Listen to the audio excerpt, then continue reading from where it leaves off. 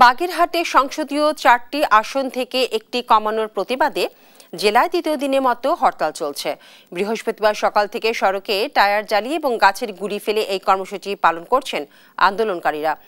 জেলা নির্বাচন কর্মকর্তা কার্যালয়ের প্রধান ফটক এবং আদালতের সামনে মিছিল করেন জামায়াত বিএনপি নেতাকর্মীরা। এ সময় তারা হরতালের সমর্থনেও স্লোগান দেন। এছাড়া 4টি আসন ফিরিয়ে দেওয়ার জন্য ইসিকে হুঁশিয়ারি দেন নেতাকর্মীরা।